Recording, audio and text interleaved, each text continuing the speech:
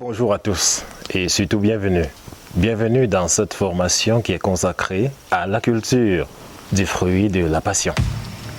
C'est une formation qui est axée sur deux volets, à savoir le volet pratique et le volet théorique. Mais puisque nous savons tous que nous avons des problèmes de réseau parfois des problèmes d'espace dans nos téléphones ou encore des problèmes même de data, nous avons décidé d'orienter le volet théorique vers un guide pratique ou encore vers une fiche technique que nous allons mettre à la disposition de tous. Ce qui fait qu'ici, nous allons essentiellement faire de la pratique, question de faire les économies des éléments que je viens de citer, à savoir l'espace dans les téléphones, nos data et le réseau. Donc, c'est une formation qui comporte trois parties, à savoir la première partie qui est le démarrage, la deuxième partie qui est la croissance et la troisième partie qui est la récolte.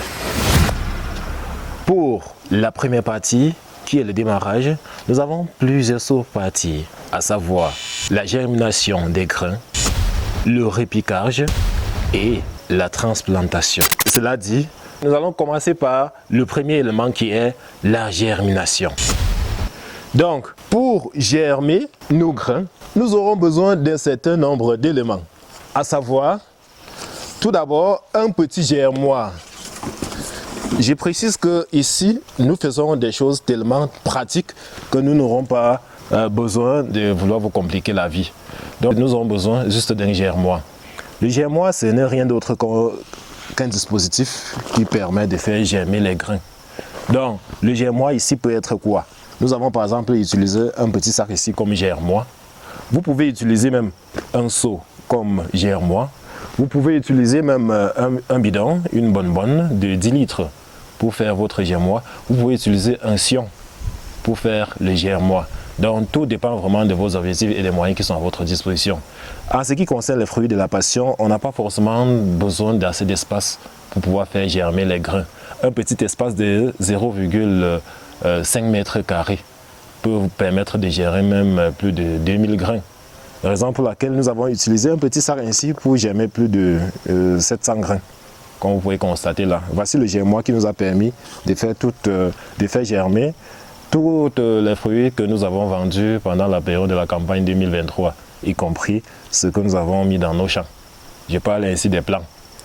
Voilà, donc vous aurez besoin de chez vous peut-être d'un seau comme celui-ci, d'une casserole, un sac plastique, n'importe quoi. Voilà, donc pour notre cas, j'ai précisé que nous avons utilisé le sac. Oui, ça c'est le premier élément dont vous aurez besoin pour faire germer vos grains. Le deuxième élément, déjà ce n'est rien d'autre que les grains, parce que c'est justement ça qu'il faut faire germer.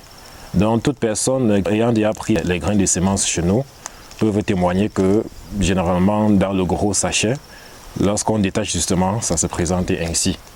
Voilà, donc ça c'est particulièrement les grains de fruits de la passion jaune. Il y en a aussi les marrons. Et je précise aussi que la formation que nous faisons ainsi est valable pour les fruits de la passion jaune ainsi que les fruits de la passion violet. Il y a juste une petite différence, c'est que les fruits de la passion jaune se développent rapidement dans des zones de basse altitude et des zones un peu chaudes. Donc dans les zones de basse altitude et généralement un peu chaudes. Les fruits de la passion violet se développent presque dans toutes les circonstances, dans toutes les circonstances agroécologiques, sauf que lorsqu'ils rencontrent les zones un peu chaudes et de basse altitude, ils se développent un peu avec des retards, avec des difficultés, mais ils finissent quand même par se conformer. Donc les fruits de la passion jaune s'adaptent beaucoup plus dans des zones de basse altitude avec des climats un peu chauds. Tandis que les fruits de la passion violet s'adaptent beaucoup plus dans des conditions climatiques froides avec des altitudes hautes. Mais à préciser que vous soyez dans le centre du Cameroun, parce que je prends le cas du Cameroun parce que nous y sommes, que vous soyez au centre ou bien au littoral, ce sont des zones dans lesquelles il fait chaud, vous allez produire les fruits de la passion violet sans aucun souci. Ça va prendre juste un peu plus de temps, peut-être 10 mois au lieu de 7, parfois 8, comme c'est le cas ici chez nous à l'ouest du Cameroun, mais ça va finir par s'adapter. Et vice versa pour ceux qui sont dans les zones chaudes de basse altitude et qui veulent produire les fruits de la passion jaune. Voilà, donc ceci était une parenthèse. Voilà, donc je donnais un ensemble d'éléments pour pouvoir germer nos fruits. Je vous ai précisé qu'on a besoin d'un germoir, on a besoin justement des grains de fruits. On aura aussi besoin de la bonne terre, la terre meuble. Ça peut être légèrement sableux il n'y a pas de souci. Ça peut être aussi argileux, il n'y a pas de souci. Vous aurez aussi quand même besoin d'un peu de fiente. Voilà. Donc à côté de ça, il faut l'arrosoir et une petite quantité d'eau. Voilà. Donc voilà en quelque sorte les éléments qu'il faut réunir pour pouvoir initier justement la première étape qui est la germination. Donc on se prend pour la prochaine étape qui est justement l'itinéraire de germination. Donc maintenant, place à la pratique. Voici ce que tous ceux qui ont pris les semences chez nous devront faire à partir de maintenant, y compris ceux qui n'ont pas encore pris et qui vont désormais prendre. Donc voici comment vous allez vous comporter une fois que vous aurez vos sachets de semences avec vous. Voilà. Donc la première des choses sera de fabriquer votre germoir. C'est très simple et pratique. Donc nous avons voulu prendre les choses tellement simples pour ne pas vous amener à aller acheter, d'aller dépenser pour acheter des trucs qui ne vont vous servir à rien. Donc voici notre germoir que nous allons utiliser pour germer plus de 500 grains. Voici 500 grains, le sachet de 500 grains ici. Je vous ai dit, ceci a été utilisé pour germer 700. C'est juste un petit sac. Ça n'atteint même pas le sac de riz. Voilà. Donc nous allons utiliser ce petit sac pour germer 500 grains. Donc ceux qui disent que non, on n'a pas d'espace pour germer, il faut d'abord qu'on se rende en forêt pour germer. Non, vous pouvez germer ça chez vous avant de transporter même ça en forêt. Allez même en forêt faire la transplantation. Il n'y a pas de souci. Donc vous germez, vous portez ainsi pour aller en forêt transplanter dans les pots. Nous allons voir la transplantation tout à l'heure. Donc voici comment vous allez vous comporter lorsque vous aurez vos fruits avec vous. Vous allez chercher votre germoir. Vous allez prendre la bonne terre, comme je vous ai expliqué dans la vidéo précédente. Voilà. Chargez juste la terre dans votre germoir. Donc, généralement, je mets la moitié. Bon, ça dépend. Hein. Ici, par exemple, je n'ai même pas mis le quart du sac. Donc, on met juste la quantité qui peut retenir les racines, n'est-ce pas, des plants à germination. Voilà. Donc ici quand même on peut mettre la moitié du sac parce que on peut décider de germer et après on transporte pour aller en forêt. Il faut quand même mettre quelque chose qui pourra se compacter et tenir.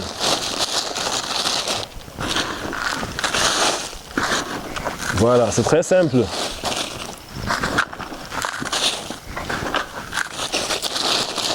Ok, donc voilà, ça c'est même trop, mais il n'y a aucun souci. Ceci c'est les fientes de poules de pondeuse bien sûr. Voilà, donc une fois que vous avez, attention, chargez la terre dans votre germoir. Ainsi, la prochaine étape sera juste d'y mettre un peu de fiente là. Utilisez votre bon sens tout simplement hein, pour y mettre. Vous ne devez pas mettre assez, vous ne devez pas mettre trop. Voilà, donc une fois qu'on a ainsi mis les fientes, ce qu'on doit faire, on va juste arroser. Voilà, on va arroser copieusement et correctement. Et on va partir, revenir dans 2 ou 3 jours pour arroser encore.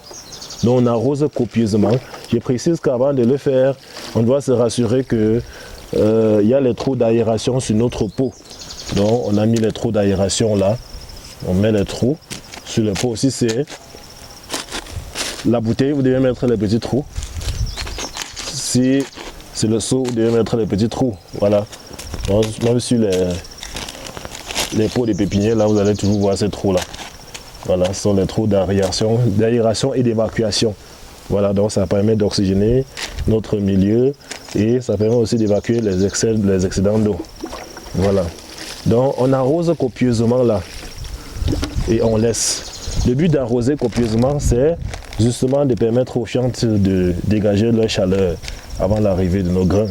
Sinon, on peut arroser là, on met directement les grains et la chaleur détruit justement nos grains. Donc nous sommes obligés d'arroser là et attendre 2 ou 3 jours. Voilà. Donc, comme c'est une démonstration, nous sommes obligés de faire directement. 2 ou 3 jours après, on vient encore arroser. Et on laisse. Le lendemain, on revient. Lorsqu'on revient le lendemain, l'opération est simple. On prend juste notre sémence là, 500 grains, qu'on déchire. L'opération est très simple. Donc on a le choix d'arroser avant ou bien après. Donc on prend nos 500 grains là et on va se verser dessus. Voilà. On va se prendre les 500 grains là et verser dessus. Faire une répartition équitable afin que les graines ne soient pas superposées les unes sur les autres. Voilà. Donc on verse là. Donc une fois que cela a été fait, on va juste essayer de couvrir avec une couche de terre, au trop 1 cm. Voilà.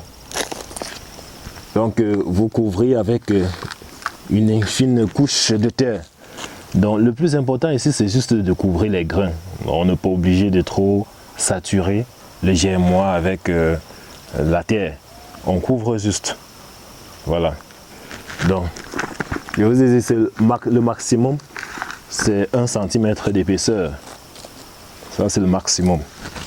Et une fois que cette opération est faite, c'est très simple. Vous allez juste passer de l'eau. Donc là, vous faites l'effort de ne pas passer l'eau avec pression, quoi. Voilà, donc l'eau doit se tomber dessus.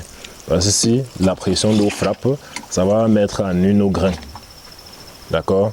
On fait l'effort juste d'asperger l'eau. Généralement, à cette phase-là, je recommande à certains qui ne peuvent pas faire précaution d'utiliser un pulvérisateur ou bien un spray, s'ils en ont, pour pouvoir pulvériser l'eau dessus. Parce que ce n'est quand même pas grand. En utilisant peut-être un petit spray là, on appuie juste là et on mouille la terre. Voilà, quand c'est encore faible ainsi. Donc une fois que vous avez arrosé, c'est très simple, vous avez le choix.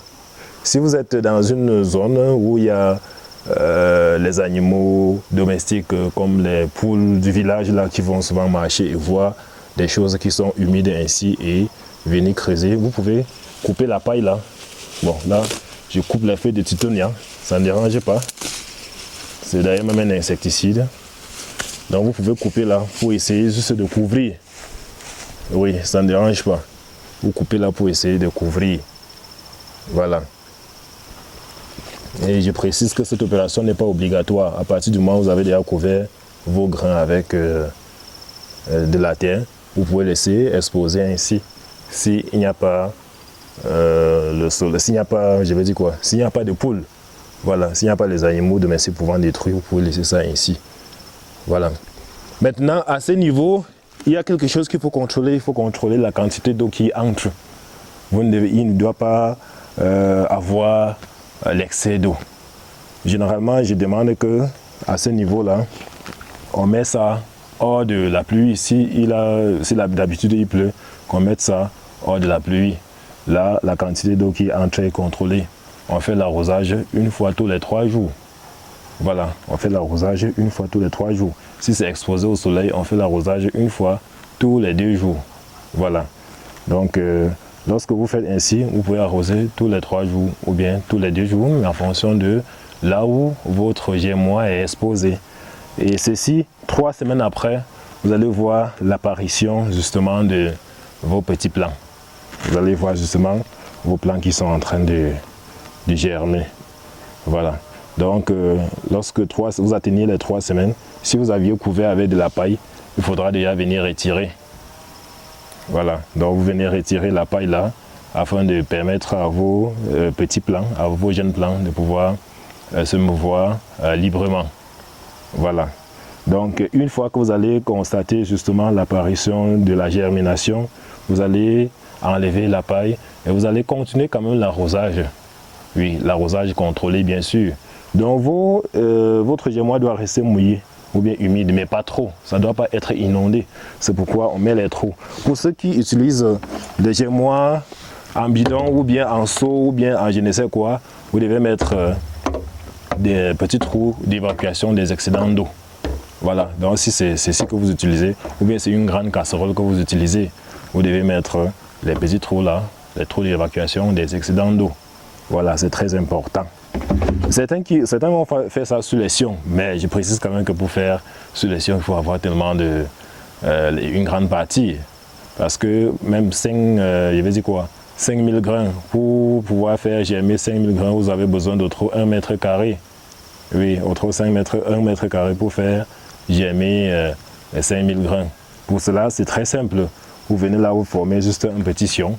Vous faites la même opération. Une fois que vous avez le sion, vous n'êtes plus obligé d'avoir la casserole ou bien n'importe quoi.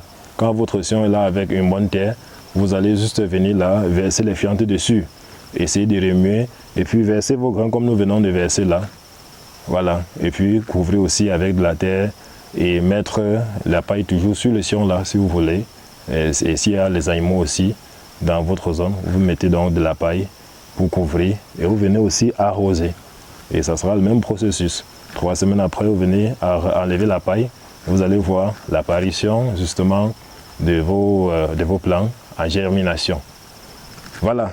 Donc cela étant dit, nous allons passer à la prochaine étape. Parce que quoi? Lorsque vos plants vont germer 3 semaines après, ça va se présenter ainsi. Et lorsque ça se présentera ainsi, vous allez continuer l'arrosage si ce n'est pas exposé à la pluie. Vous allez continuer l'arrosage jusqu'à presque 1 mois. Donc lorsque vos plants atteindront 1 mois, ils vont maintenant se présenter sous cette forme. Donc, lorsque vos plants auront 1 mois, ils vont se présenter sous cette forme. Là. Voilà. Donc ils auront donc cette taille. C'est donc à partir de cet instant que nous allons passer à une autre étape qui est le repiquage.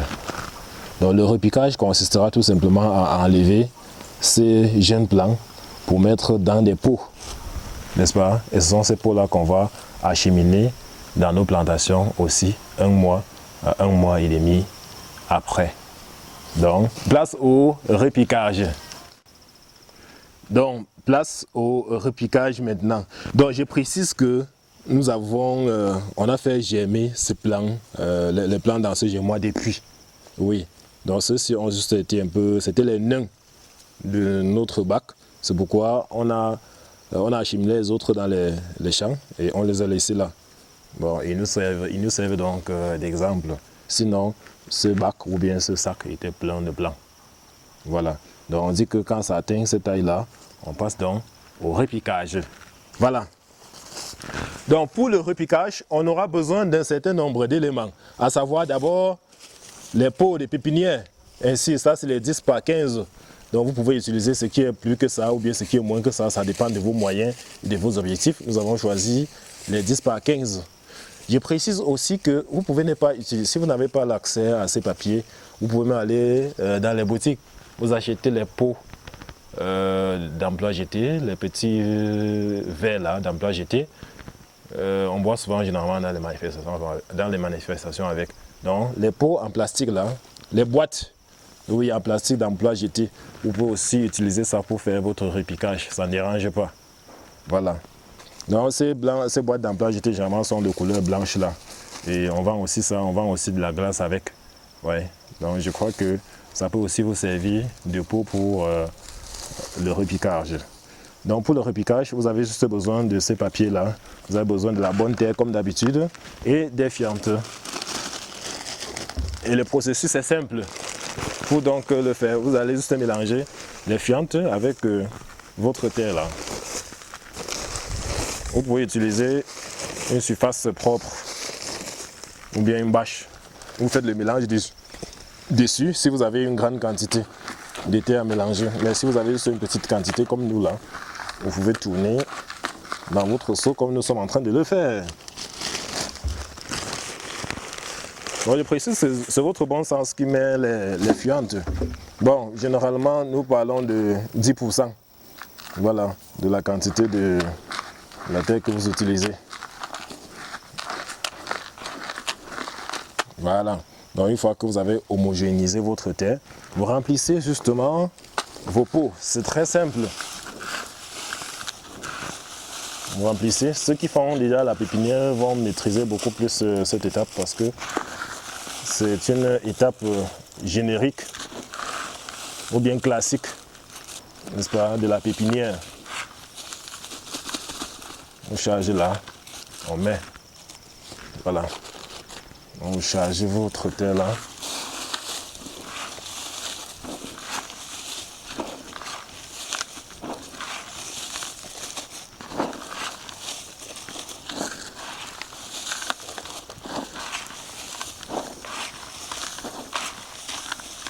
Vous mettez. Donc vous allez constater que même sur les pots de pépinière, il y a même justement les trous d'évacuation des excédents d'eau. Voilà, ça sont des papiers fabriqués en industrie et on a déjà prévu ces trous-là. C'est la même chose que vous devrez faire si vous avez les sacs à utiliser comme germoir. Il ne faut jamais oublier. Voilà, sinon vous allez asphyxier vos grains et même vos plants. Donc je vais me limiter à 2 pots juste. Une fois donc que vous avez chargé la terre dans vos différents pots ainsi, c'est très simple. Hein? Vous allez faire l'opération la plus connue, ça veut dire l'arrosage. On va arroser là, on va attendre 3 jours. Nous on arrose copieusement et on attend 3 jours. On vient encore arroser. Voilà. On attend 2 ou 3 jours. Vous pouvez venir après 2 jours. Ou bien vous pouvez venir après 3 jours. Donc quand on arrose, on laisse là. C'est le temps juste de permettre à notre fiente de dégager de la chaleur. Comme je vous ai dit que lorsque ça entre en contact avec de l'eau, ça dégage énormément de chaleur. Et si à ce niveau, cette chaleur se dégage avec vos jeunes plants déjà à l'intérieur, vous convenez avec moi que vos racines, les racines de vos plants vont subir et par conséquent, vos plants vont mourir. Voilà. Donc, vous allez arroser ainsi et revenir 2 ou 3 jours après et arroser encore. Et le 4e jour, ça sera simple. Vous allez venir arroser encore normalement. Arroser le plant, n'est-ce pas? Question de rendre la terre légèrement molle. Parce que quand déjà vous faites votre pépinière, à un certain moment, la terre devient un peu compacte et dure.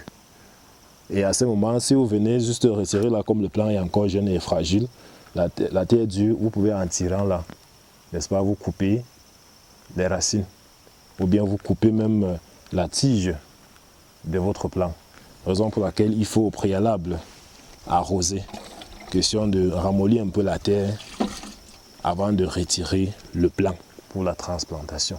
Pour le repiquage, je veux dire. Voilà. Donc, une fois que vous avez arrosé le plant, vous allez donc prendre le plant ainsi avec votre doigt. Donc, on n'attrape pas le plant sur la tige. On envoie le doigt au sol là, au niveau de la racine.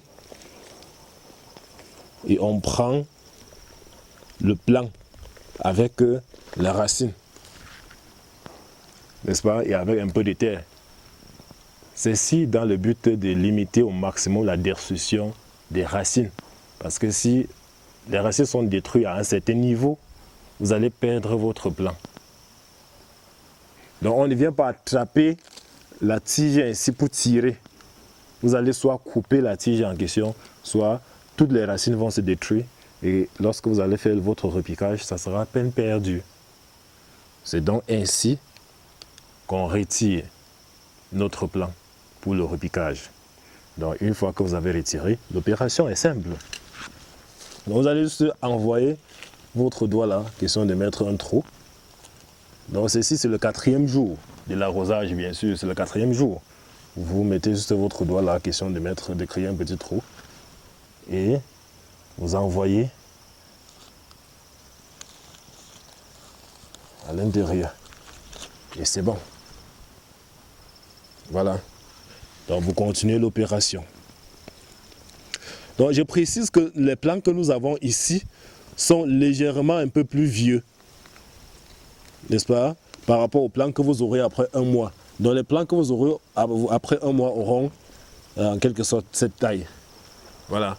Les plants que vous aurez 1 mois après la germination auront en quelque sorte cette taille. Ils n'auront pas cette taille ici. Je vous ai dit que ce sont les rescapés de notre germois ici. Donc ces plants-là auront cette taille. C'est donc ainsi que vous allez repiquer. Donc l'opération est simple. Si vous trouvez qu'un plant est trop mince, et que vous ne lui faites pas confiance, vous pouvez doubler. On ne perd rien. C'est pourquoi il faut toujours acheter les semences avec bonus. Voilà, vous pouvez doubler. Là, au moment de faire la transplantation, si vous jugez que les deux ont réussi, vous pourrez donc les diviser. Voilà. Donc, voici ainsi nos plants transplantés, nos plants repiqués, je vais dire. Voici nos plants repiqués. Et une fois qu'on a fait ce repiquage-là, on va juste aller disposer dans un espace, n'importe quel espace pépinière, n'importe quoi, un peu comme ici, là. Un peu comme ici, vous allez constater qu'ici, il y a les pots. Voilà. Donc, on va disposer là et arroser.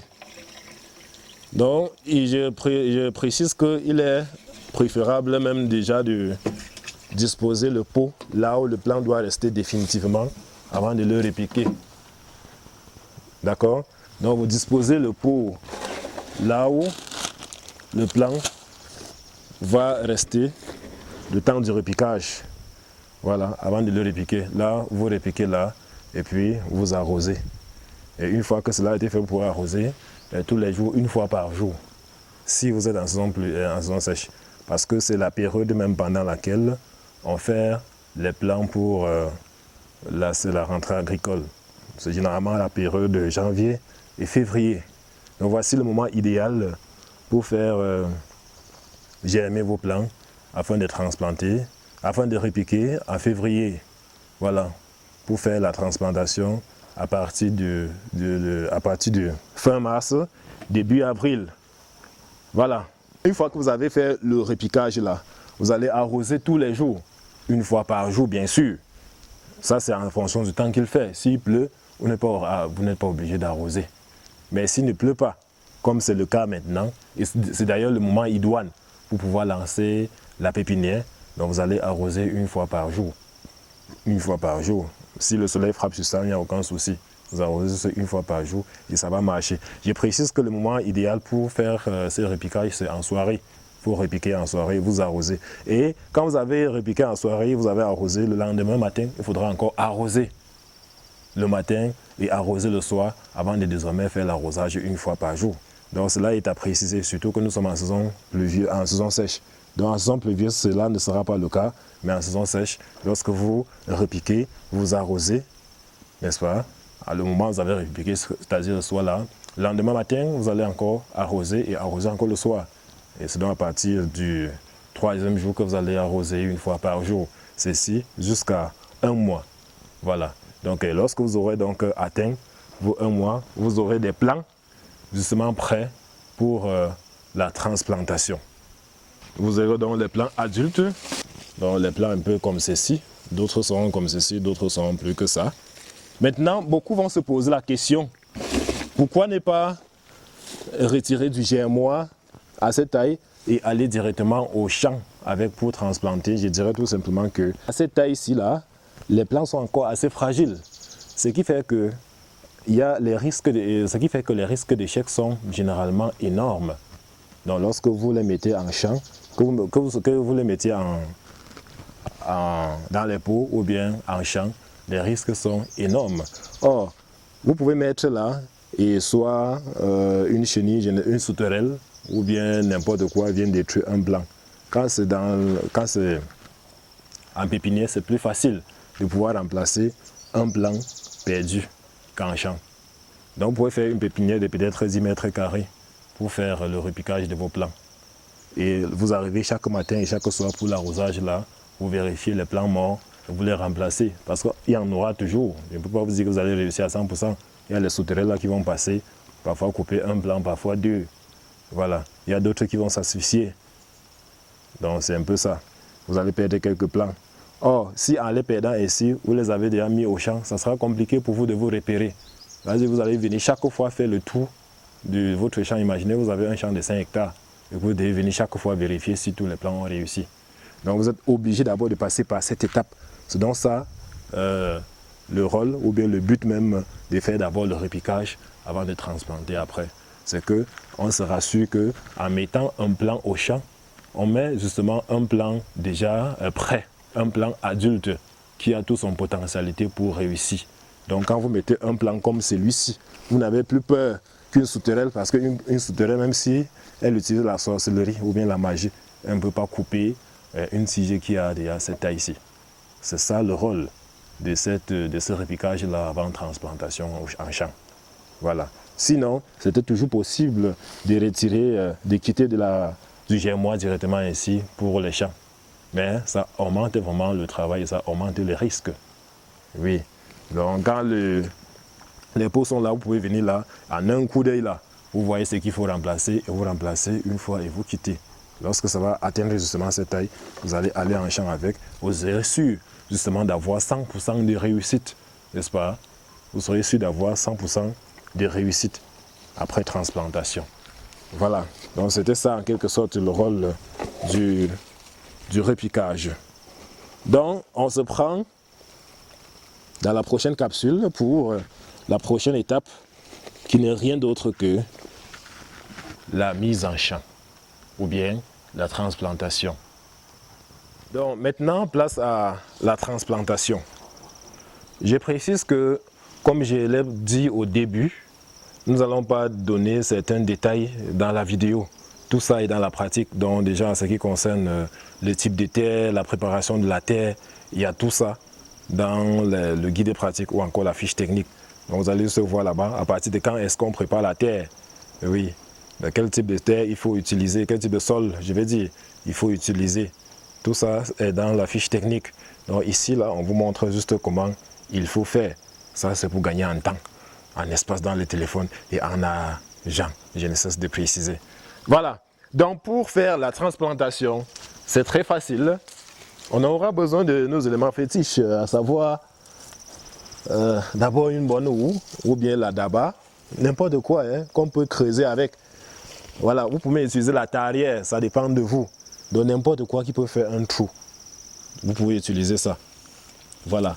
Donc quand vous venez, donc je précise que ici, nous avons mis un ensemble d'éléments ici.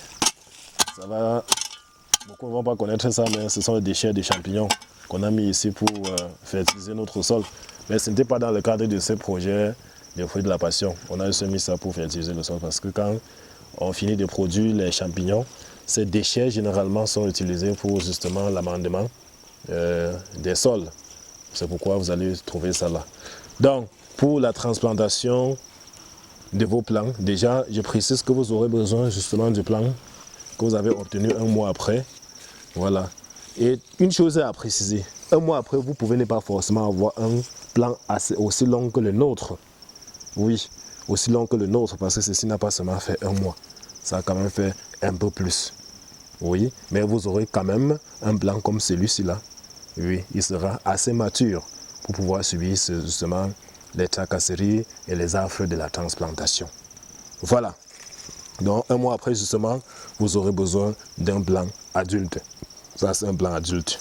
Vous aurez besoin de la houe ou bien de la daba, n'importe quoi pour forer. Comme je viens de vous dire, vous aurez besoin de l'arrosoir forcément avec de l'eau et surtout de la matière organique. Voilà, la matière organique. Nous utilisons toujours les fientes de poule. Voilà, maintenant l'itinéraire c'est quoi? Vous allez, mettez d'abord votre plan de côté là.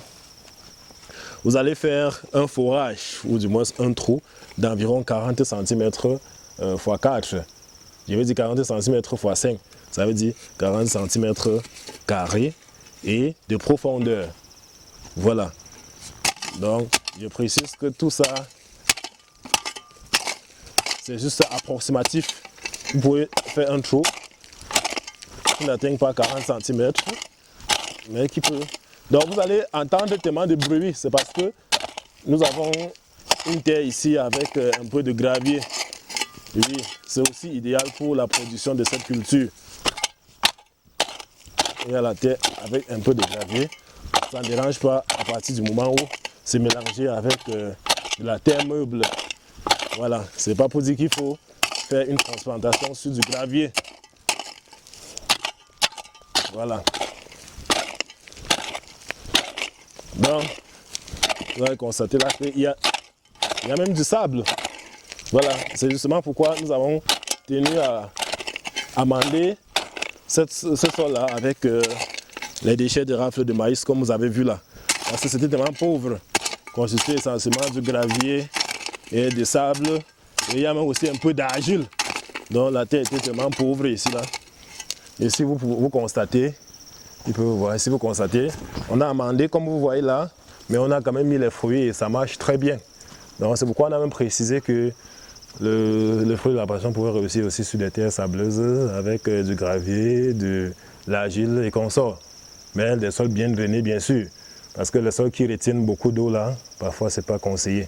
Voilà, donc vous pouvez constater là, ça marche très bien. Voilà, donc notre processus marche. Donc une fois que vous avez fait un trou, ça peut être rond, hein. Donc lorsqu'on dit que 40 cm, c'est pour ceux qui vont vraiment utiliser le matériel adéquat. Nous, on utilise la houe. Pour nous, le plus important, c'est qu'on ait un bon trou capable de prendre nos plants et nos fientes. Voilà.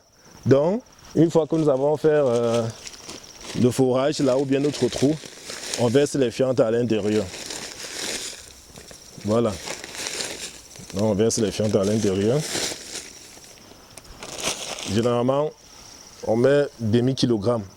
Voilà, dans un départ, on met demi-kilogramme. C'est recommandé 1 kg, mais lorsque vous mettez 1 kg, ça peut augmenter la température et détruire aussi vos racines. Parce qu'à ce niveau, nous ne sommes plus obligés d'arroser et de partir. À ce niveau, nous allons arroser directement et nous allons transplanter. Voilà. Donc, on met d'abord demi-kilo dans un premier temps. Et la terre que nous venons de retirer là, c'est-à-dire riche en humus, on pousse légèrement cette terre là, on met là, on pousse légèrement cette terre riche en humus, tout en retirant le gravier bien sûr. On met là, on mélange, n'est-ce pas? Excusez, notre terre ici est tellement pleine de gravier. Voilà. Donc on mélange avec nos fientes. On mélange avec nos fientes. Et on peut arroser. Voilà. On peut arroser. Donc il y a certains qui vont d'abord arroser avant de mélanger. N'est-ce pas? D'autres vont mélanger avant d'arroser. Cela ne dérange pas. Le plus important, c'est que la terre soit mélangée et arrosée. Voilà. Donc, une fois que vous avez arrosé et mélangé, tenez à ce que votre plant aussi soit bien arrosé. Voilà. Tenez à ce que le plant soit aussi bien arrosé. Ceci parce que vous allez compacter ainsi pour transplanter. Donc, pour transplanter, là, il va d'abord falloir essayer de compacter, de former une molle de terre. Ainsi.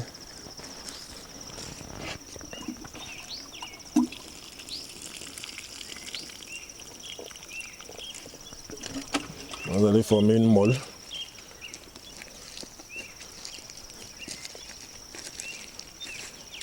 Voilà. Donc, une fois que vous avez mélangé justement votre terre là, vous pouvez mettre légèrement un petit trou au milieu. Vous arrosez votre plant, vous appuyez, vous compactez afin de former une boule, légèrement comme vous voyez là.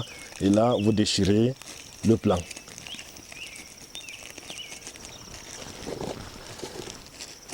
Bon, vous avez déchiré le plant là.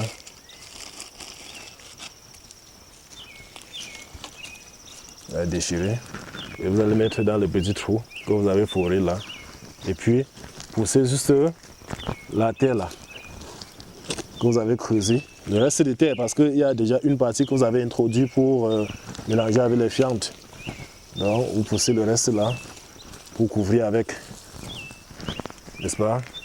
Vous essayez légèrement d'appuyer afin que la nouvelle terre puisse adhérer avec la terre de votre poquet, avec la terre de votre pot. Voilà.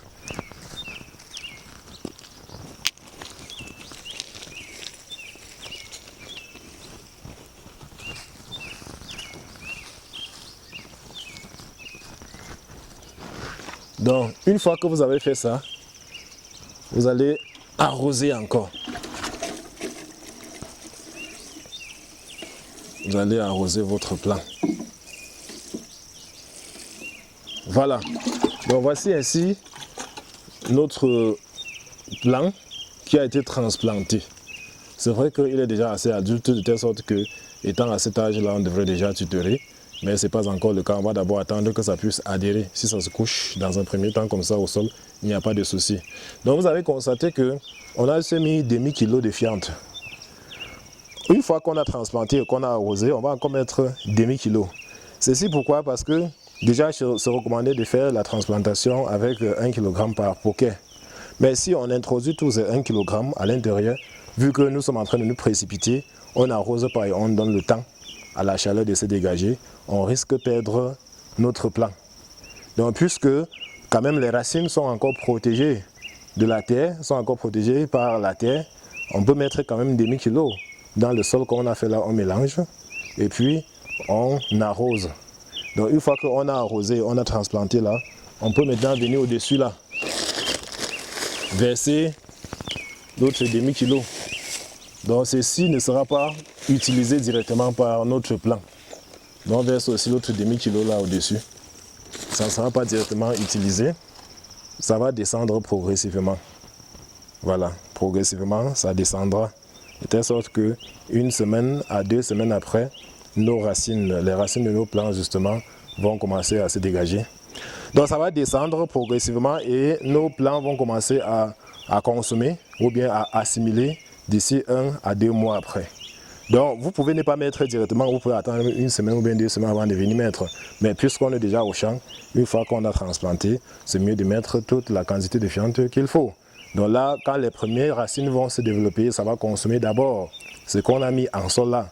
Et donc au fur et à mesure, ce qu'on vient de mettre là va descendre et progressivement et rejoindre ces racines justement qui sont en train de se développer dans le sous-sol. Donc voici ainsi l'opération de transplantation effectuée. Donc une fois que vous avez fait ainsi, ça va dépendre maintenant du temps qu'il fait. Toujours faire sa transplantation quand il ne fait pas soleil. Voilà. Donc quand vous faites là, vous arrosez. Vous arrosez. Et je précise que ceci va toujours dépendre de la saison. Si vous êtes en train de faire la transplantation en saison sèche, vous n'êtes pas obligé de faire tous ces arrosages, que nous sommes en train d'effectuer ici. D'accord? Donc si c'est en saison pluvieuse, une fois que vous avez mélangé votre fiente avec de la terre, vous pouvez verser justement un peu d'eau, vous mélangez, vous transplantez, vous versez encore un peu d'eau et vous versez les fientes au-dessus et ça va. Voilà. Peut-être la pluie va rester faire le reste. Mais si il ne pleut pas encore abondamment, il serait mieux d'arroser 2 à 3 fois avant de laisser. Voilà. Donc s'il ne pleut pas abondamment, je ne vais pas dire que s'il ne pleut pas. S'il ne pleut pas abondamment, il serait mieux d'arroser 2 à 3 fois avant de laisser. Voilà. Là, 2 à 3 fois après, la terre sera suffisamment humide pour permettre aux racines de pouvoir s'agripper et pouvoir justement résister si à jamais il y a variabilité de pluviométrique. Il y a une variabilité pluviométrique. Voilà. Donc voici ainsi la transplantation faite. Donc rendez-vous pour la prochaine étape qui est consacrée justement à la croissance.